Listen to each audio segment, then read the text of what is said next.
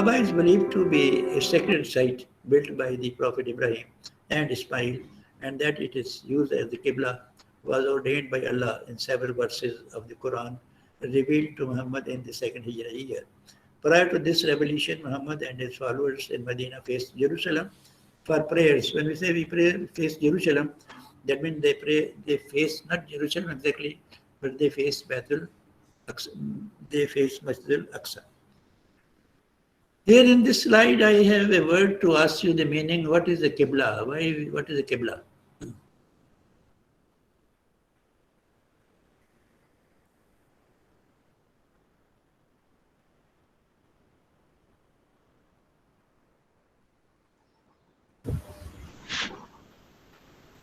Sacred के लिए word use होता है जी sacred जी Qibla. Qibla तो एक मतलब है कि something which is very sacred, number one. Number two, an area or a point which gives us the direction. point Normally today, we use it in both senses. For example, जब हम किसी बुजुर्ग को खत लिखते हैं तो उसको लिख देते हैं Qibla व Kaaba. वालिद साहब अस्सलाम वालेकुम. The second is that when we are in the desert and we do not know the direction, in which direction we have to pray, so then we have to fix a Qibla, the direction into which we pray. And this is very important. You have to note this point. Let's say that we are traveling in the desert. तो हमें पता नहीं है कि किबला या काबा किस तरफ है, तो हम किधर को प्रे करें. So it is said that you can pray in any direction, but before you start praying, you have to fix two things in front of you. You place a stone in front of you, and you place a vertical stick in front of you. These are the symbols of the Qibla which has been supposed by the person who is going to pray.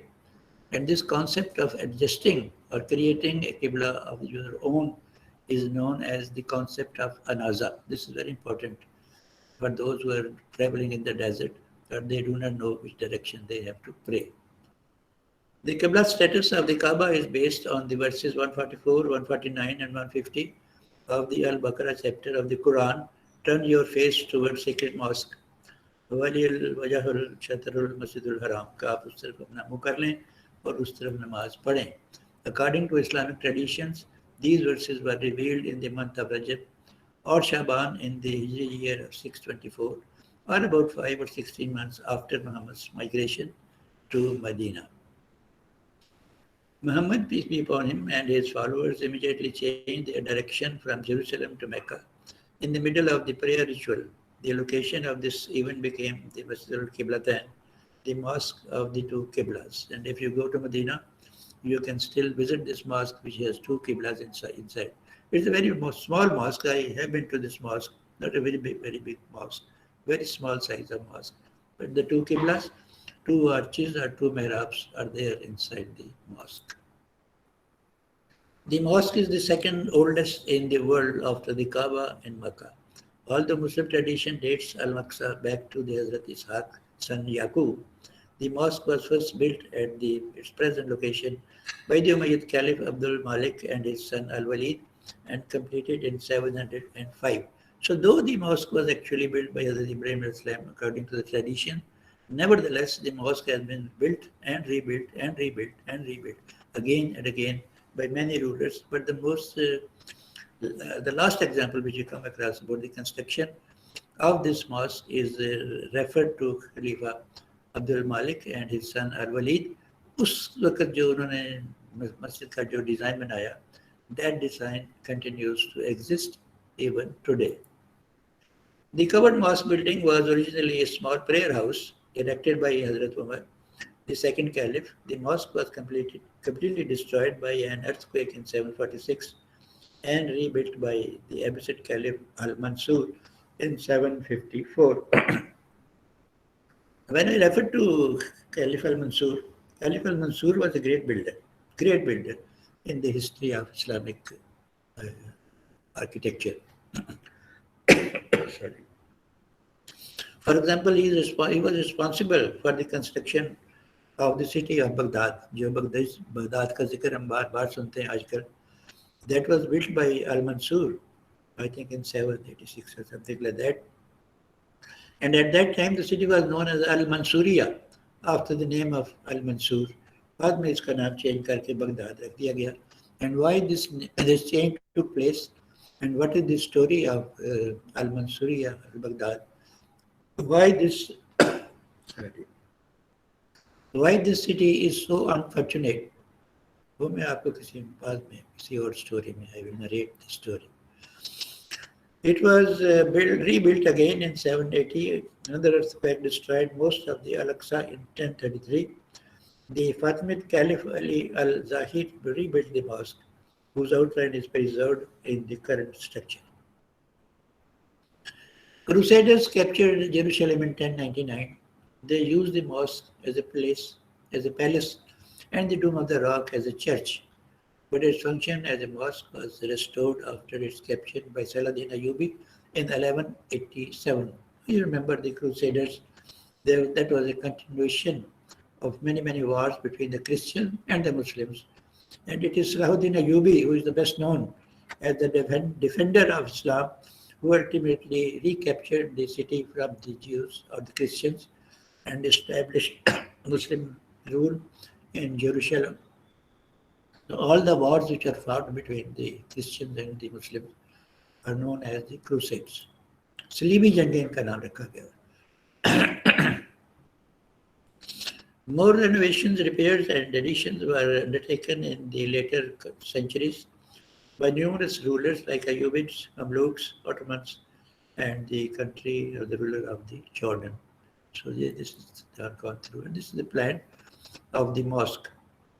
So this is you can see if this is the scale, and this is 50 meters, that means nearly the mosque is 100 meters long this way, and it is less than 100 meters this way. There is a central aisle which is wider, and there are number of aisles on this side and number of aisles on this side. And in the distance on the western, of course, southern side, southwestern side to be exact, is the dome of this building. And of course, you see a little depression over here. That is the mihrab of this mosque. Now this is the mosque over here, and this is the area which is adjacent to the mosque. This is the platform and the Tower of the David over here. And these are the entrances to this mosque. Now the question might come to your mind. The building is on high level and the door is here. How come? What is the process of going on? Or what was happening at this level? So not only here, the doors are here. Doors are over in this area also, over here. That door I showed in the last slide on this side. These doors are on this side, and yet the main door is on this side. So that means there were a number of entrances to this great mosque. This is the ground level inside this what should I say, a platform or a citadel, whatever you call it, or acrotarian, you can answer that also, or like an acropolis, like of Athens. This is like an acropolis, a city or a platform raised on a higher level. So this is the level inside, and so this is the praying hall over here, and this is a penthouse, not a penthouse, house, the roof like in the form of a church over here in the middle, but on the right and the left the roof is almost flat, and then on the Qibla side there is the dome of the mosque. Now this became the very interesting. Now look at this, there is another entrance over here, and then there is a main entrance over here that is in the front of the mosque, and we have come across many windows. These windows reflect the Christian architecture.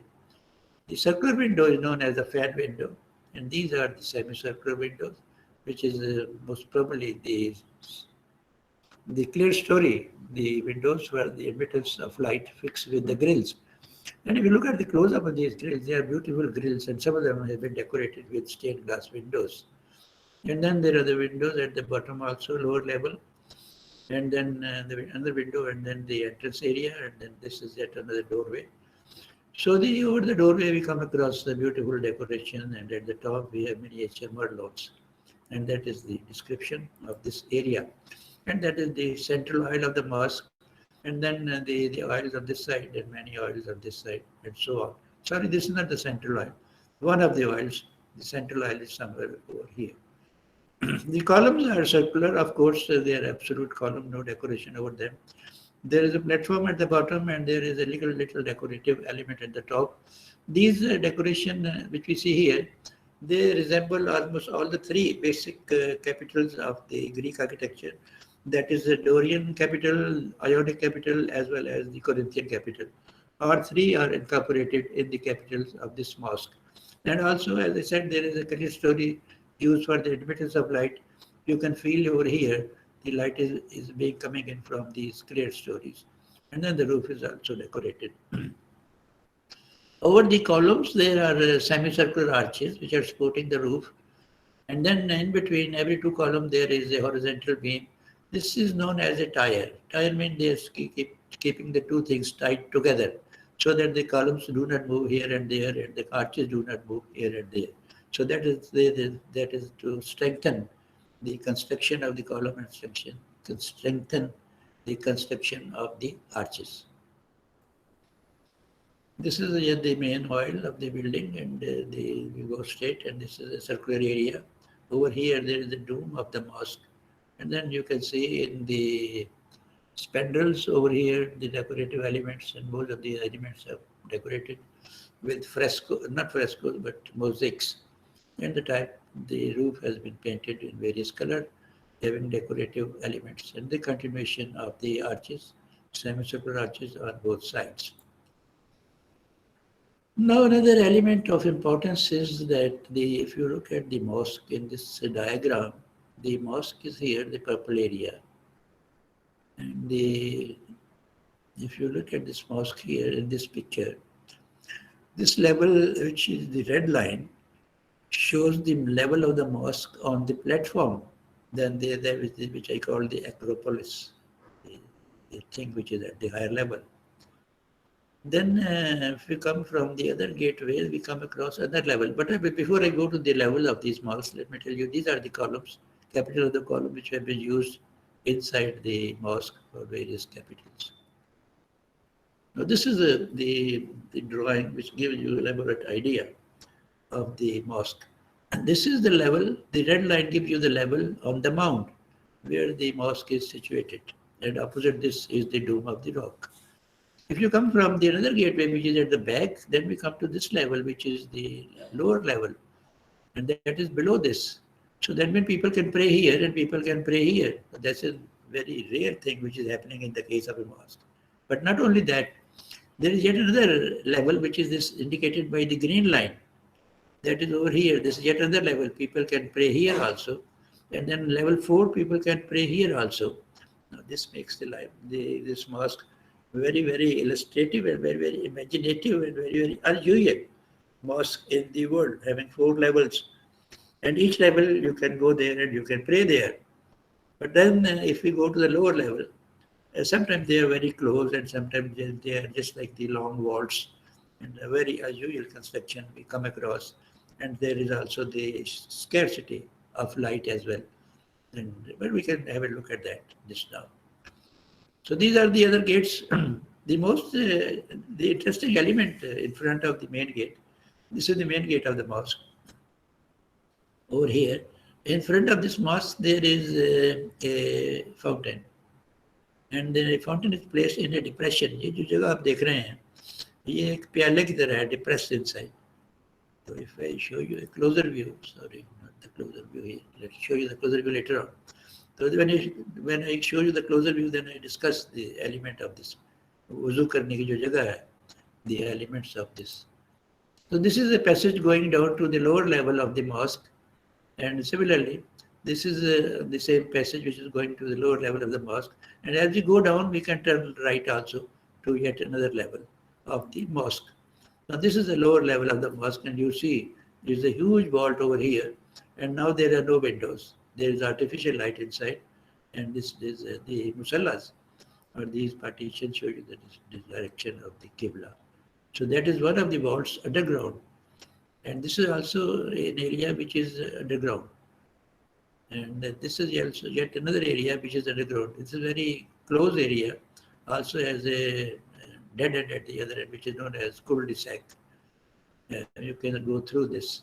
These lights are, of course, artificial lights. So this is yet another vault, and this is yet another vault of the Masjid al-Aqsa. So this is the same picture which I just saw from another angle, yet another vault of the mosque, but it has been beautifully maintained. There was a time in Beit al-Maqdis, while it is under the control of the Muslims, that the people of the Beit al-Maqdis believed that the bloodshed in the city is strictly prohibited. There should be no bloodshed in the city. And the history tells us that even if the people had to slaughter a cow, or they had to slaughter a lamb, or they had to slaughter even a chicken, they would go out of the city, slaughter it there, and then when all the blood has finished, then they will bring that animal back to the city. So there is no blood in the city at all. That was a concept of peace which was associated with this great city. Unfortunately, that concept is now totally lost, and the city has become a place where the Muslims are being subjected to atrocities by the Israelis. This is another vault having a platform at the end. So this platform can be used for the sake of khutbah by the khatib or the imam of the mosque. But the vaults are very strong. They have withstood the passage or the ravages of time for hundreds of years. We must appreciate the people who built these vaults at that time with the help of stone. And yet another passage below. So the vault of cannot imagine the construction of this vault and the use of the stone and everything. So beautifully done. And then at the top we have these vaults we have seen already. And then we come to the area which has the mihrab and the member of the mosque. And of course, the western side or the Qibla side has a dome over it, and I'll show the picture of the dome also. Now, this is the front I was talking about to you about the front of the mosque and what is so special in front of the mosque. In front of the mosque, let me refer to the various decorative elements. There are concentric arches outside. One arch and second arch and third arch and fourth arch and fifth arch. Concentric arches with a lot of insection or pendentives, little pendentives, miniature pendentives introduced inside. And then 6 windows, a couple of windows here and a couple of windows here and a couple of windows here, flanked by columns which are attached column over here, attached column over here, but double attached column in the middle. And at the top we have merlons again. And these are small decorative merlons. The Muslim scholar called them kigra.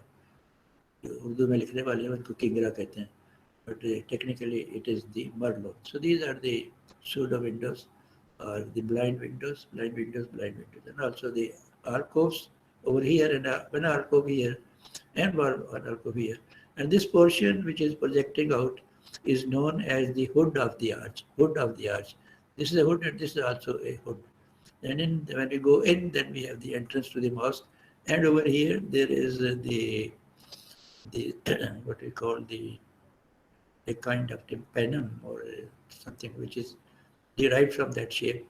It is a segmental clear story for the admittance of light. Let's look at the decorative elements of this mosque. These are the windows introduced in this mosque. These stained glass windows have calligraphy in this also.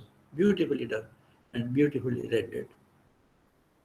But then there are stucco work also. So obviously, all of you are artists and painters. You know what stucco work is. Normally, today or during the time of the Mughals or even the pre-Mughals, when the stucco work was done, it was left as it is. It was never painted in any color. The stucco work was always white. Now, why it is known as a stucco, I think that is a question, and you people have to answer why it is known as stucco. इसको कुछ और क्यों नहीं कह दिया हमने, stucco क्यों कह दिया?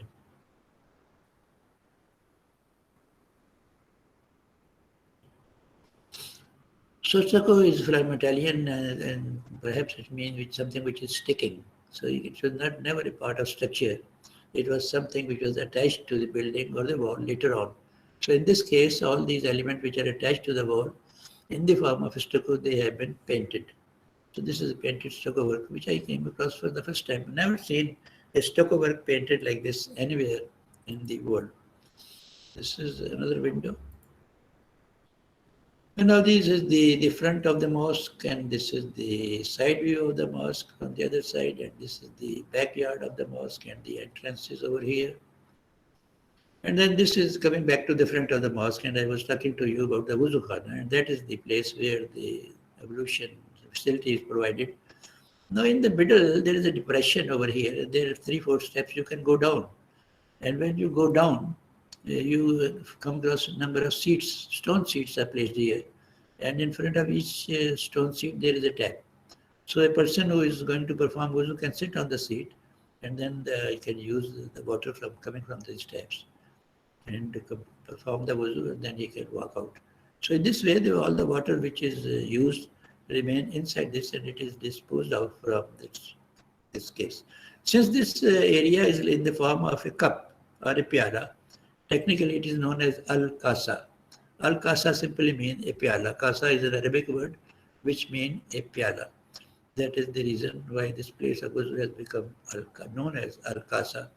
And very often when we talk about the Masjid al-Aqsa, when we refer to other elements on the platform, beside the Dome of the Rock and Masjid al-Aqsa and the Dome of the Chain, we also refer to this unique construction which is known as al-Aqsa.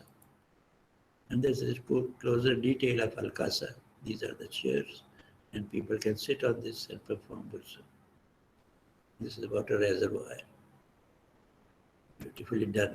So this is a closer view you have already seen, and this is the dome of the mosque, beautifully done. And in the corner, all of you are familiar with the pendentives like this in the corners. And then the square area has been transformed into an 8-sided by virtue of these pendentives. And then the clear story of the dome, and then the decorative elements of the dome. So that is all from me today. The second episode of this program on Dome of the Rock, inshallah, next week, hopefully. And I am very thankful to all of you for your patience and the participation in today's program. I hope I have been able to give you something which was not known to you before. And inshallah, next week when I come to you and we sit together again, there will be more information about the Prophet's journey to the heavens and whatever he saw on the way. It was not just a simple journey from Medina to Mecca and from Mecca to Jerusalem and Jerusalem to heavens. Many things happen in between, and we will see what happened in between, inshallah, next week. Thank you very much for being with me and for being together.